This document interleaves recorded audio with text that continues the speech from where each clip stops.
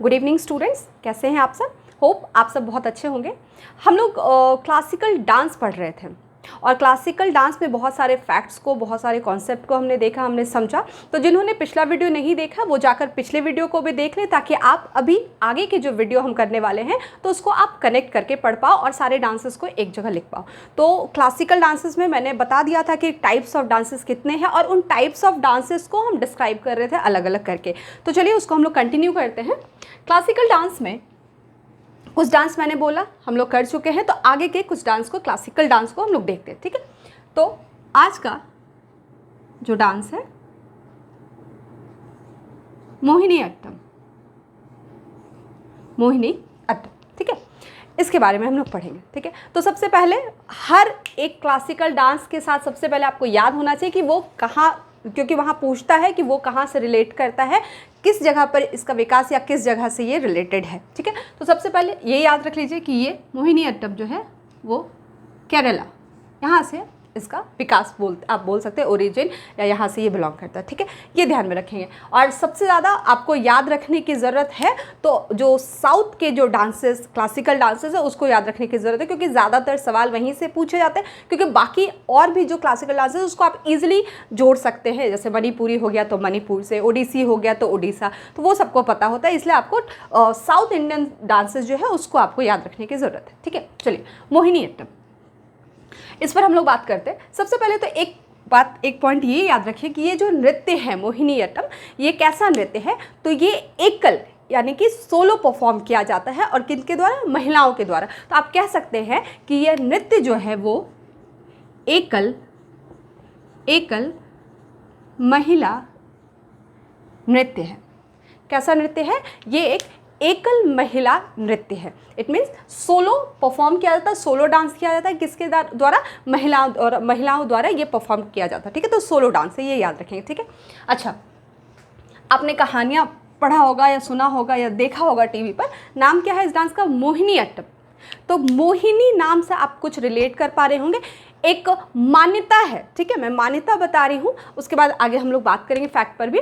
कि मान्यता माना जाता है कि इस डांस का जो ओरिजिन हुआ है, जो विकास हुआ है, वो कैसे हुआ है। तो आपने वो भस्मासुर वाली कहानी सुनी होगी कि भस्मासुर तपस्या करके शिव जी को प्रसन्न कर देता है, खुश कर देता है, और शिव जी से उसे वरदान ये मिलता है कि भस्मासुर, मतलब नाम ही है कि वो जिस पर हाथ देगा वो भस्म हो जाएगा।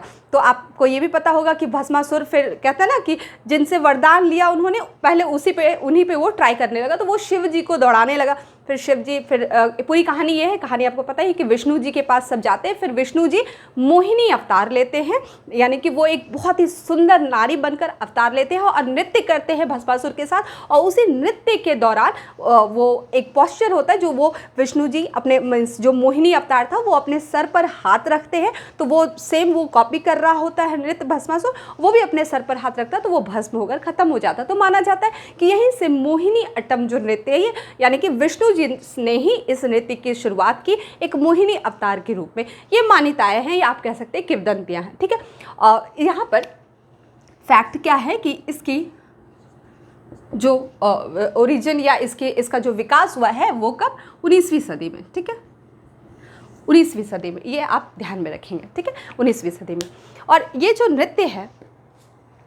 नृत्य है, इस नृत्य में आप अगर टेक्निकली बात करें, तकनीकी तौर पर अगर हम बात करें, तो किस तरह का, मतलब इस नृत्य में क्या चीज़ें, किस तरह की शैली शामिल है। जैसे आप अलग अलग नृत्य आपने पढ़ा होगा, तो आपने देखा कि हर नृत्य का अपना एक कुछ कोर पार्ट होता है, कुछ शैली होती है जो उसको अलग डांस बनाता है दूसरे डांसेस से, ठीक है। तो इसका क्या पार्ट है, तो इसको समझते हैं। ये जो नृत्य है मोहिनी अट्टम, टेक्निकली ये भरतनाट्यम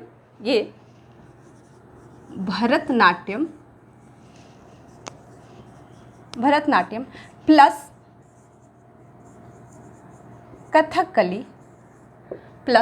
कथकली, ठीक है। ये इन दोनों के बीच का नृत्य है। आप कह सकते हैं तकनीकी रूप से इसे इन दोनों के बीच का नृत्य कहा जाता है। क्यों? क्योंकि देखिए इससे आप अंदाज़ा लगा सकते हैं कि इस नृत्य में यानी कि मोहिनीअट्टम में भरतनाट्यम का भी कुछ पार्ट होगा, कुछ शैलियाँ होंगी और कथकली का भी। जैसे भरतनाट्यम का जो उनकी भाव भंगिमाएँ हैं वो इसमें शामिल है। उसके अलावा कथकली जो है, तो कथकली में जो फेशियल एक्सप्रेशंस होते हैं, जो आइज़ का जो एक्सप्रेशन होता है, जो आईब्रोज के एक्सप्रेशंस होते हैं, वो सारा कुछ कथकली में शामिल है। तो ये कथकली से ये चीज़ें यहाँ आई है। इनकी भाव भंगिमाएँ, इनकी जो नृत्य शैली है, तो कुछ शैलियाँ इसमें सम्मिलित है। इसलिए इसे तकनीकी रूप से माना जाता है कि भरतनाट्यम और कथकली का मिश्रण इसे कहते हैं, इसके बीच का ये नृत्य है। ठीक है, तो अगर आपसे सवाल ये पूछे कि ऐसा कौन सा नृत्य है जो भरतनाट्यम और कथकली के बीच का नृत्य माना जाता है, तो आप क्या कहेंगे? मोहिनीअट्टम। ठीक है, ये चीज़ आप ध्यान में रखेंगे। ठीक है, चलिए यहाँ तक आपको फैक्ट ध्यान में रखना है।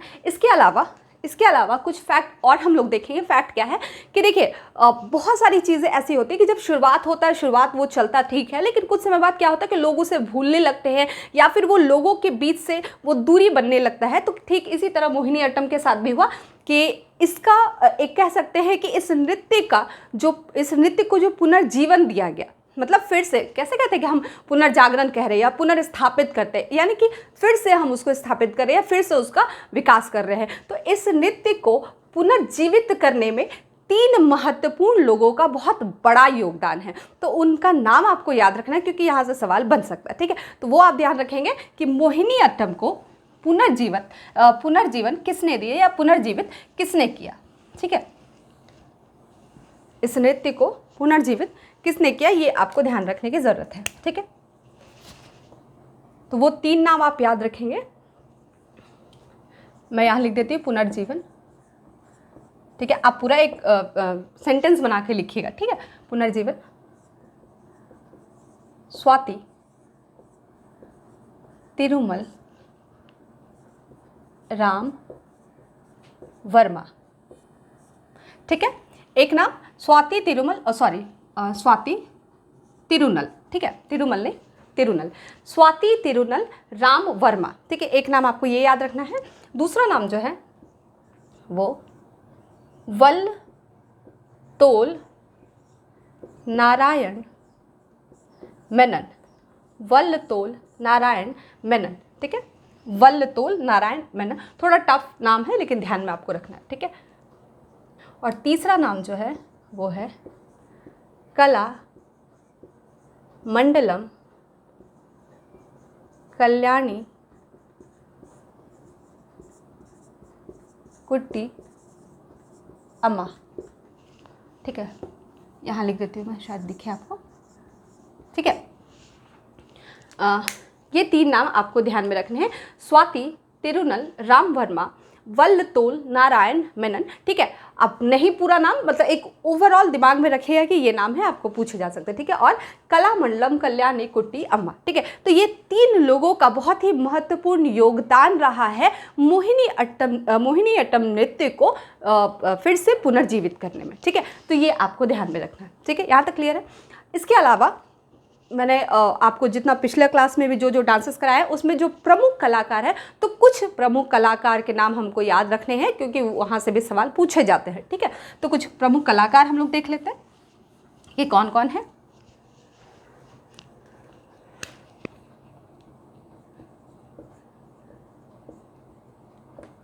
ये नाम आपको याद करने में आसानी होगा क्योंकि आप जब नाम सुनेंगे तो आप उसको रिलेट कर पाएंगे। एक नाम आपने सुना होगा वैजयंती माला। ठीक है,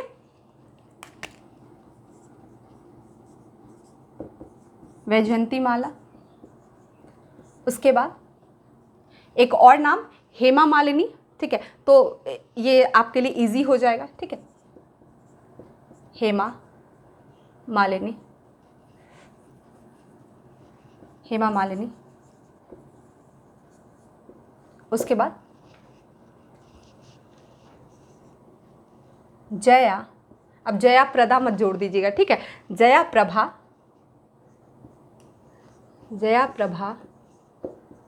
मेनन, जया प्रभा मेनन और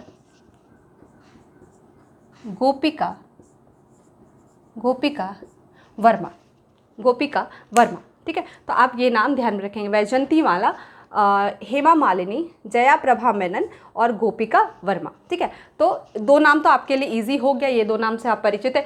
ध्यान में रखने के लिए जैसे ऐसे आप याद रखेंगे जया प्रभा, जया प्रदा, ऐसे नाम दिमाग में रखेंगे तो जया प्रभा मेनन, एंड एक नाम आपके लिए नया होगा या आप जानते होंगे तो गोपिका वर्मा। ठीक है, तो ये आपके इस मोहिनीअट्टम के कुछ प्रमुख कलाकार हैं। तो आपको मोहिनीअट्टम के ये कुछ फैक्ट्स को ध्यान में रखना है कि ये कहाँ का नृत्य है, कब इसका विकास हुआ, इसके इसे पुनर्जीवित करने में किनका योगदान रहा और ये किस तरह का नृत्य है, यानी कि इसकी जो शैली है कैसी है। तो ये भरतनाट्यम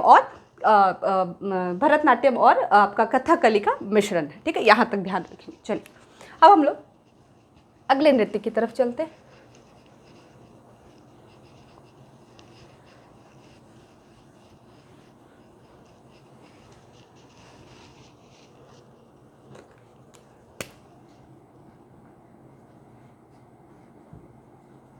अगला नृत्य जो है वो है कुचिपुड़ी। कुचिपुड़ी, ठीक है, अगला नृत्य जो है वो है कुचिपुड़ी। ठीक है, कुचिपुड़ी का सबसे जो मेन पार्ट है कि आपको याद रखना है कि ये कहाँ से बिलोंग करता है, कहाँ से है, कहाँ का नृत्य है। तो ये आपको पता होना चाहिए कि ये आंध्र प्रदेश, ठीक है, ये याद रखिएगा, आंध्र प्रदेश। अच्छा, आंध्र प्रदेश में भी थोड़ा सा और इसमें हम लोग अंदर घुसेंगे, अंदर जाके इसमें बात करेंगे कि आंध्र प्रदेश में भी क्या। ठीक है,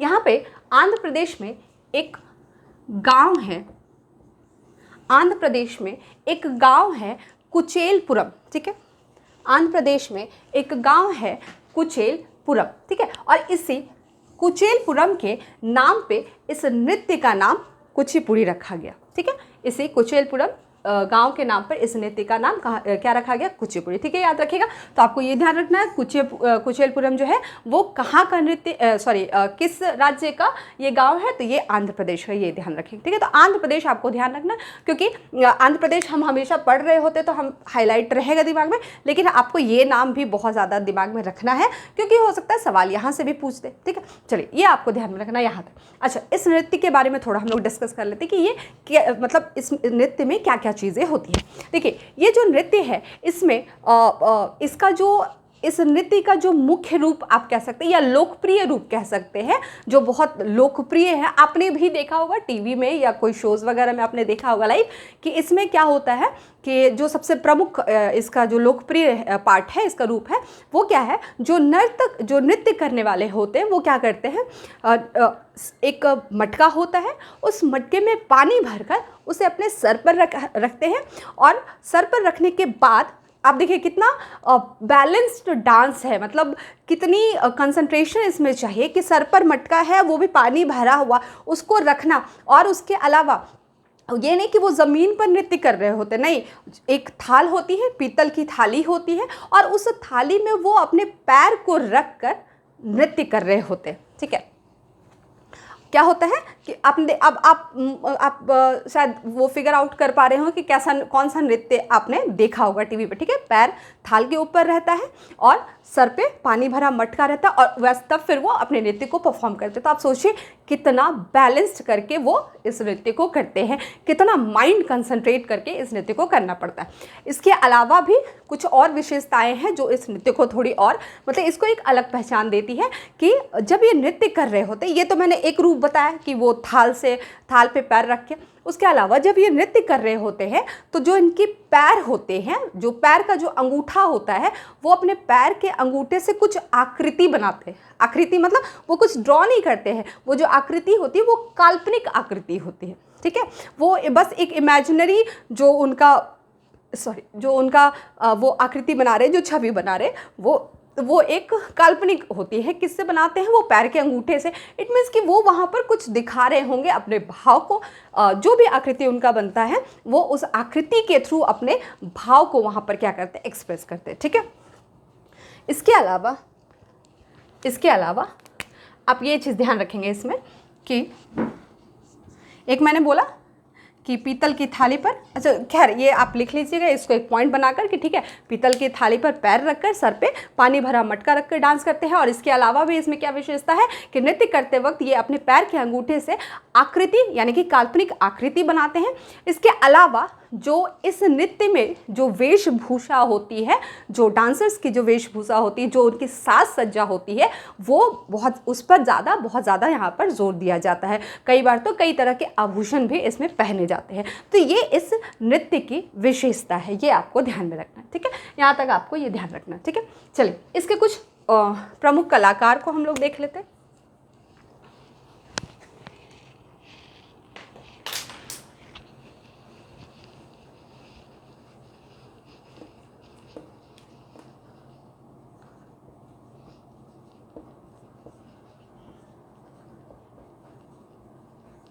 यामिनी कृष्णा मूर्ति, यामिनी कृष्णा मूर्ति, उसके बाद राधा रेड्डी, भावना रेड्डी, यामिनी, देखिए 2 बार नाम यामिनी आया है तो आप बस सरनेम ध्यान में रखें, यामिनी रेड्डी। ठीक है, कौन कौन से प्रमुख कलाकार है? यामिनी कृष्णा मूर्ति, तो यामिनी 2 नाम है, यामिनी कृष्णा मूर्ति और यामिनी रेड्डी, राधा रेड्डी, भावना रेड्डी आदि इत्यादि, और भी कई कलाकार हैं, तो आप 2-4 नाम दिमाग में रखेंगे। ठीक है, तो ये आपका कुचिपुड़ी वाला पाठ हो गया। तो आपको ध्यान में रखना है कुचिपुड़ी कहाँ, आंध्र प्रदेश के कुचेलपुरम गांव से ये बिलोंग करता है और उसी गांव के नाम पर इस नृत्य का नाम रखा गया कुचिपुड़ी। ठीक है, इसके प्रमुख कलाकार को, और इसका जो सबसे मेन पार्ट है वो याद रखेगा, जो शैली है, क्योंकि वो शैली आपको पूछेगा, वहाँ पर वो बताएगा कि किस नृत्य पे पैर पीतल की थाली पे और सर पर पानी वाला मटका होता है जो नृत्य करते हैं, तो वो किसका पाठ है? कुचिपुड़ी का। और या तो पूछेगा कि किस नृत्य में पैर से वो काल्पनिक आकृति बनाते हैं, सॉरी पैर के अंगूठे से वो काल्पनिक आकृति बनाते हैं, तो ध्यान में रखना है कुचिपुड़ी। यहाँ तक क्लियर है? ठीक है, तो ये आप ध्यान में रखेंगे। चलिए नेक्स्ट कुछ डांस और देख लेते हैं।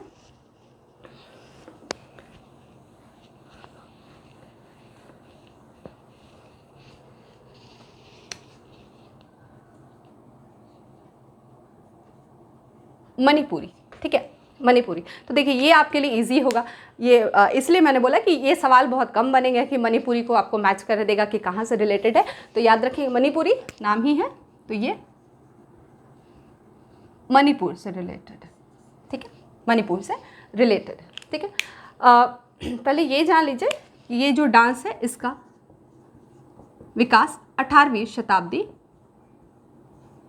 इसका विकास कब हुआ है? 18वीं शताब्दी में। ठीक है, अच्छा हमने अभी तक जितना नृत्य पिछले क्लास से लेकर अभी तक जो भी नृत्य पढ़ा, तो उसमें हमने बहुत सारी नृत्य की शैलियों पर बात किया कि किसी नृत्य में एक्सप्रेशंस, फेशियल एक्सप्रेशंस इंपॉर्टेंट होता है, किसी में हाथ की जो मुद्रा होती है वो इंपॉर्टेंट होता है, किसी में पैर का थाप जो होता है वो इंपॉर्टेंट होता है, किसी में चक्री, तो तरह तरह की हमने बात की। ठीक है, तो अभी तक हमने भारतीय शास्त्रीय नृत्य के बारे में जो भी पढ़ा, उस सारे नृत्य से या आगे आप जो भी नृत्य पढ़ेंगे उन सारे नृत्य से ये मणिपुरी नृत्य जो है ये काफ़ी अलग है।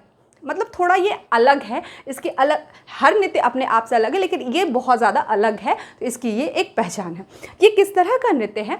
तो देखिए पहले तो ये समझिएगा कि इस नृत्य में क्या मतलब किस चीज़ को प्रदर्शित किया जाता है। तो ये जानिएगा कि ये नृत्य जो है इसमें बेसिकली जो आपका विष्णु पुराण है, ठीक है, जो आपका भागवत पुराण है, जो गीत गोविंद है, तो इन सब में जो कथाएं हैं, ठीक है, जो कहानियां हैं, उन्हीं को नृत्य के रूप में क्या किया जाता है? प्रस्तुत किया जाता है। ठीक है, ये आपको ध्यान में रखना है। तो आप ऐसे समझिएगा जब ये भागवत पुराण, विष्णु पुराण और गीत गोविंद जैसे कथाओं को नृत्य के रूप में प्रदर्शित कर रहा है, तो ये नृत्य किस पर बेस्ड होगा?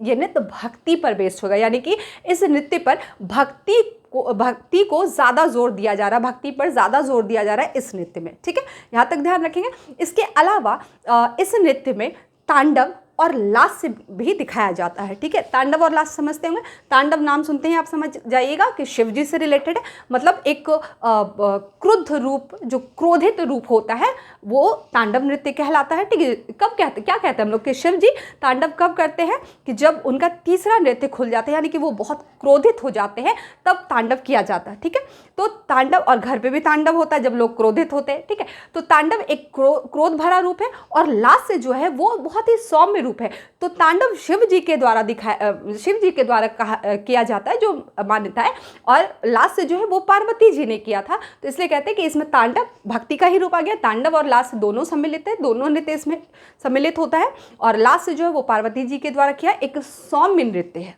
ठीक है, दोनों अपोजिट है। ठीक है, एक तांडव रौद्र रूप, एक सौम्य रूप। ठीक है, चलिए इतना आपको ध्यान में रखना, ये सारे पॉइंट बना के आप लिखते जाइएगा। इसके अलावा ये जो नृत्य है, मैंने क्या बोला कि ये नृत्य बहुत अलग होता है और नृत्य से। जैसे आप कोई भी नृत्य देखेंगे तो उसमें जो डांस का स्पीड होता है वो नॉर्मल होता है, या फिर बहुत सारा कुछ में थोड़ा स्पीड भी होता है। जैसे आप जब आप कथक देखेंगे तो कथक का कुछ फॉर्म, जब वो चक्री लेते हैं, जब वो घूमते हैं तो उसमें स्पीड होता है, या फिर हाथ की मुद्राएं जो होती है वो भी थोड़ा स्पीड होता है, तो ऐसे होता है। लेकिन मणिपुरी डांस जो है वो बहुत ही स्लो डांस है, वो बहुत ही मतलब आराम से किया जाने वाला डांस है। और ये डांस अक्सर ये मणिपुरी डांस जो है वो ग्रुप में डांस किया जाता है, ये सोलो परफॉर्म नहीं होता, ये ग्रुप में परफॉर्म करते हैं लोग। और यहाँ पर ये बहुत ही स्लो जाते हैं, मतलब आप कह सकते हैं ये, मतलब ये नृत्य बहुत ही कोमलता को, या आप कह सकते हैं मृदुलता को ये प्रदर्शित कर रहा होता है। और इसमें जो पैर का जो उनका मोशन होता है, पैर से जो वो अपने नृत्य को प्रस्तुत करते हैं, तो पैर भी जो ज़मीन पर थाप जो दिया जाता है, जैसे आप कथक में देखें तो थाप क्या होता है, स्पीड होता है, वो लय के साथ वो बढ़ता है। ठीक है, लय के साथ वो बढ़ता है, ताल के साथ वो बढ़ता भी है। लेकिन इस नृत्य में क्या है, जो पैर जो ज़मीन पर दिया जाता है था, वो बहुत स्लोली देते हैं, एकदम मृदुलता, एकदम सॉफ्टली देते हैं। ठीक है, तो ये चीज़ जो है ये इस डांस को बहुत ही अलग दिखाता है। ठीक है, अब इसके अलावा इस नृत्य में जो है घुंघरू का प्रयोग नहीं होता है। ठीक है, इसमें ये लोग घुंघरू नहीं पहनते होंगे। और आपने टीवी वगैरह में देखा होगा तो मणिपुरी डांस का जो ड्रेस है, आप शायद याद कर पा रहे हो कि ऊपर जो कॉस्ट्यूम है और नीचे का जो कॉस्ट्यूम है वो पूरा गोलाकार होता है, ऐसे इस शेप में वो पूरा गोल शेप होता है, राउंड शेप। और वो जो डांसर्स होते हैं, जो ग्रुप में डांस कर रहे होते हैं, वो गोल गोल घूम के डांस करते हैं। ठीक है, तो ये इसका स्पेशलिटी है। ठीक है, और इसमें घुंघरू नहीं बंधे होते हैं डांसर्स के। और इसके अलावा जो आप कह सकते हैं इस नृत्य की जो आत्मा है, जो इसका सेंटर पॉइंट है, वो है ढोल, वो है ढोल। ठीक है, ये इस नृत्य की क्या है, आत्मा है, मतलब ढोल इसमें अनिवार्य है। ठीक है, तो ये सारा कुछ इस डांस की अलग शैली है, और इस डांस को अन्य जो भारतीय नृत्य है, जो शास्त्रीय नृत्य है, उससे इसको अलग बनाते हैं। क्योंकि ये बहुत स्लोली डांस करते हैं, ग्रुप में रहते हैं, और बहुत धीरे धीरे, वो मैंने क्या बोला, गोल गोल घूम के जो पैर का जो मोशन होता है वो भी बहुत स्लोली वो रखते हैं, बहुत सॉफ्टली रखते हैं। तो ये सब इसकी विशेषता है। ठीक है, चलिए इसके अलावा इसके कुछ प्रमुख कलाकार देख लेते हैं हम लोग।